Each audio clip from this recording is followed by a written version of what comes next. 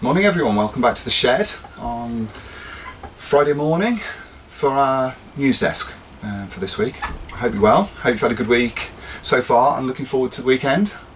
Hopefully the weather will be okay. Fairford this weekend, so we're all keeping our fingers crossed that it doesn't rain. Forecast for tomorrow's not great. Forecast for Sunday when we go in looks to be kind of okay.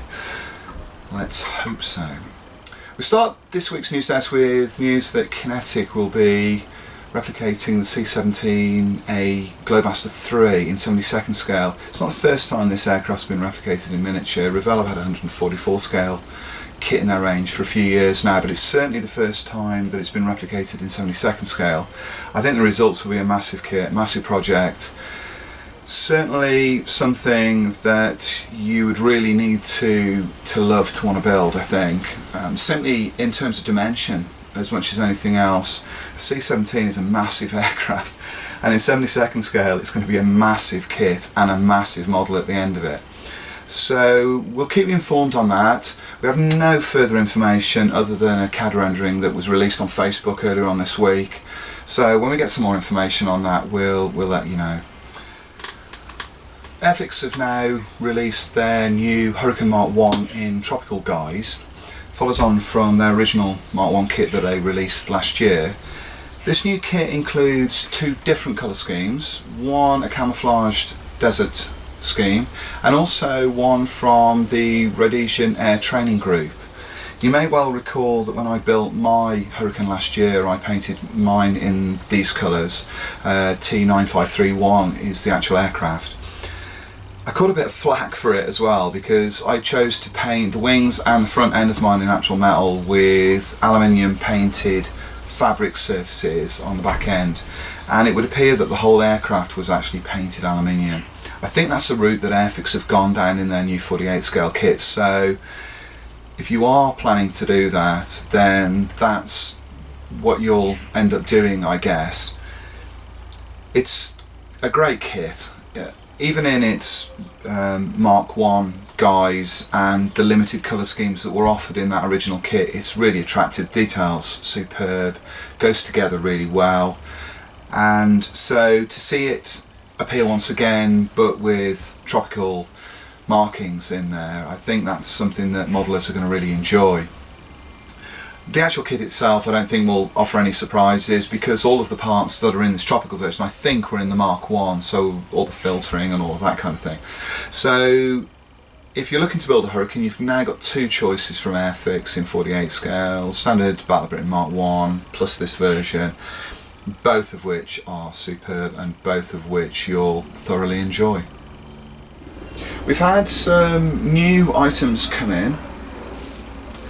First of which are a set of seat straps from Edouard. These are under their new steel banner, and what this means from reading across their information is that they've been able to etch these straps in far finer thicknesses than they could have done with their brass. They've also upgraded the printing on these as well, and what that's included is the impression of shading around the buckles and other features on the straps.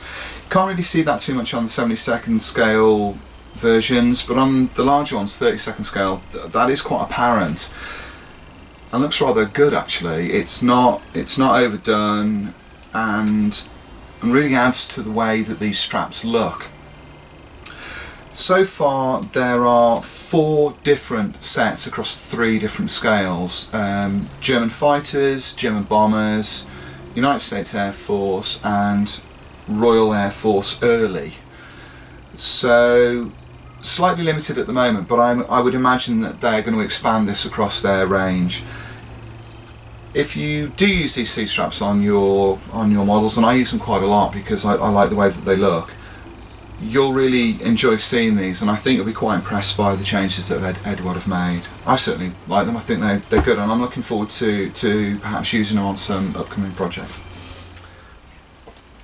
Edouard have released 2 kits back into their reissue program, it looks. This one here, the 911 from their weekend range. 48 scale kits, stripped down, it's got no etch in it, no masks, decal sheet for two different aircraft, Revell Loughborough and Armand de Turenne. That's the one that's on the box.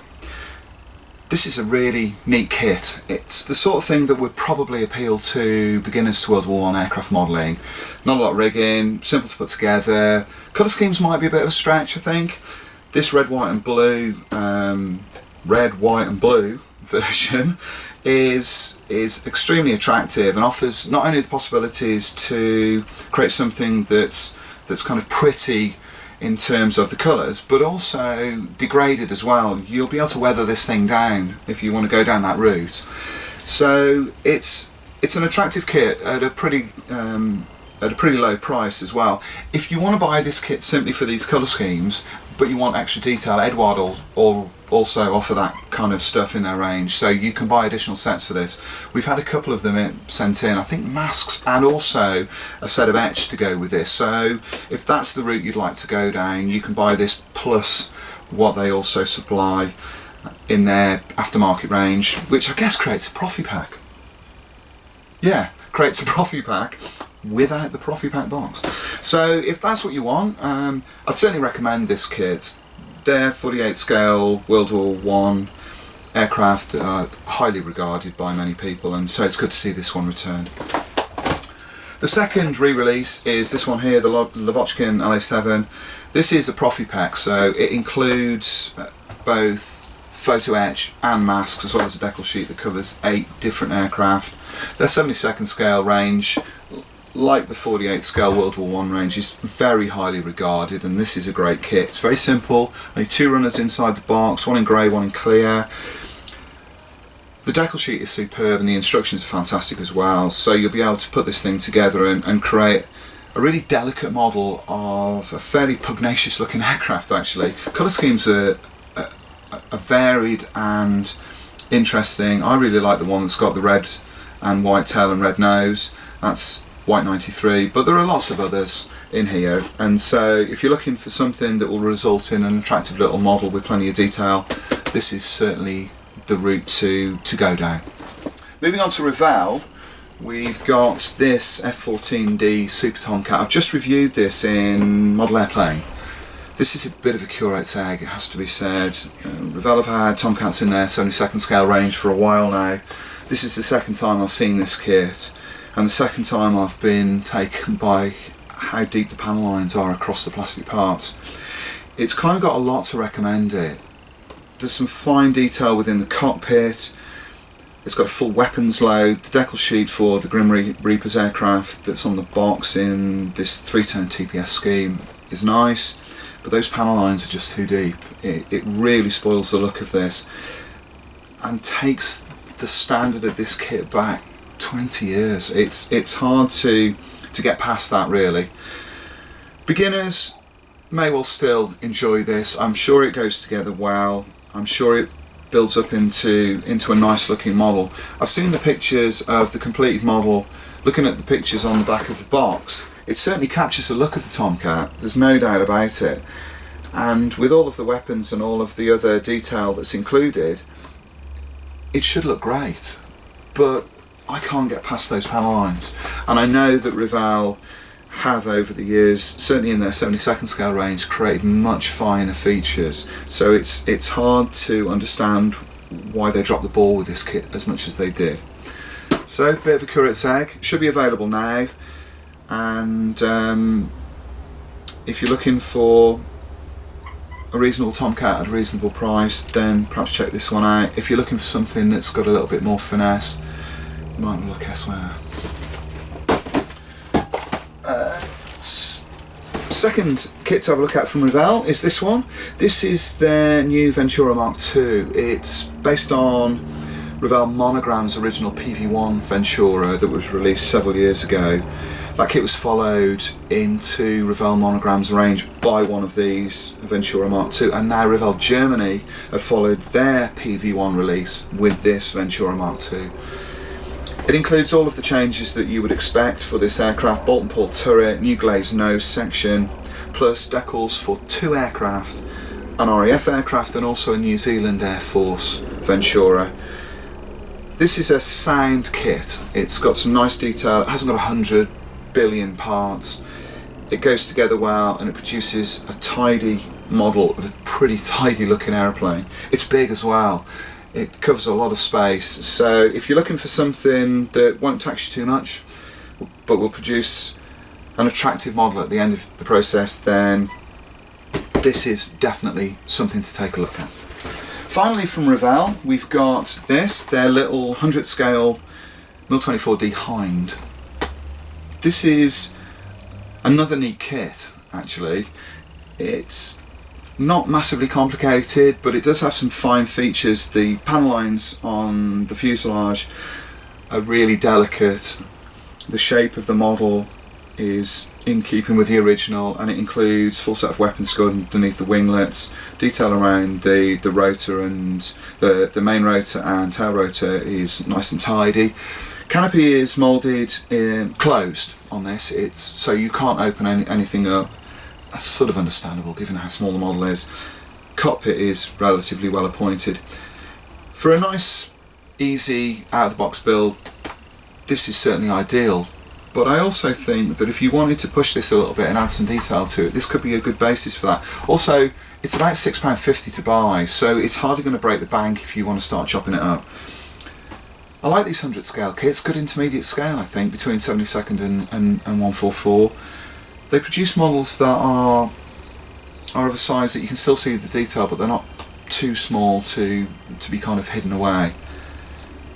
Like this, good addition to their range, and certainly something I would recommend to beginners and anybody else looking for a slightly more involved project.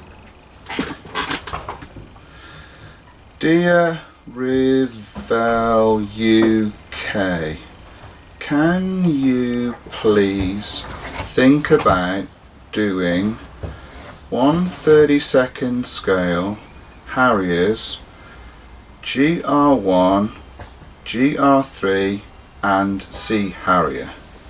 I think they would make a very nice collection and they would look very nice on my shelf. I really like your kits and hope that you consider doing them in future. Yours in hope, Mr. S. Pollard, aged 48 and a half. Send.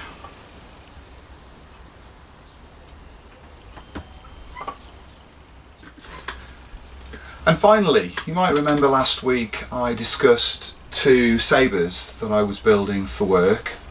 An F86 of the American Air Force and also an RAF F4. Well, they're now finished, and as some of you may now well be aware, they're both inaccurate. The American F86, which I built, this one here, I said was an F86E. It's not actually, it's an F86 F30 in this colour scheme. Mk1 was an F30, but it was also an aircraft that had slatted wings. This one doesn't have slatted wings. Edward, in their instructions, assumed that this one was a stock aircraft with hardened wings, and it turns out that that's inaccurate. The rest of the colour schemes in their kit, in their Ultimate Sabre kit, appear to be accurate, and they appear to be correct for the aircraft modelled by Hasegawa. But Mk1, the one I chose, isn't.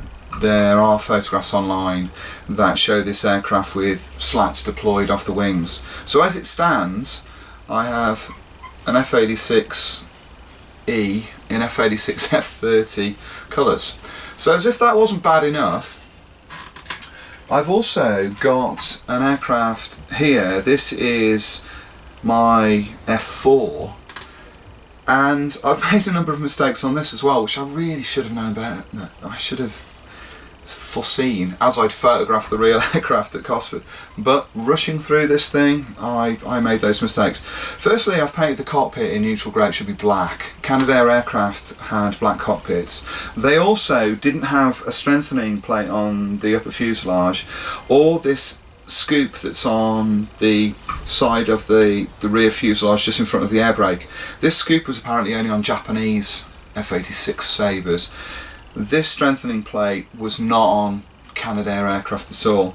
So what that means is that I have two 48 scale F86 Sabres, neither of which is accurate, and although they look nice as models and they're going to go into the display case, they sort of fall somewhat short of what I was planning to do. I guess this goes to prove that sometimes when you're rushing through a project you can make a mistake and you just have to kind of get on with it, really. I like the models, I think they look neat and tidy, but looks like I'm going to have to go back to the Sabre and perhaps build another one and see whether I can get it right next time. Thanks very much for watching today. I hope you've enjoyed this news roundup, and I hope you enjoy the weekend. Try and dodge the showers as much as you can. If you're off to Fairford, I hope that you have a good day and that you enjoy seeing all of those jets as much as I hope to. Until next time, take care and we'll see you soon.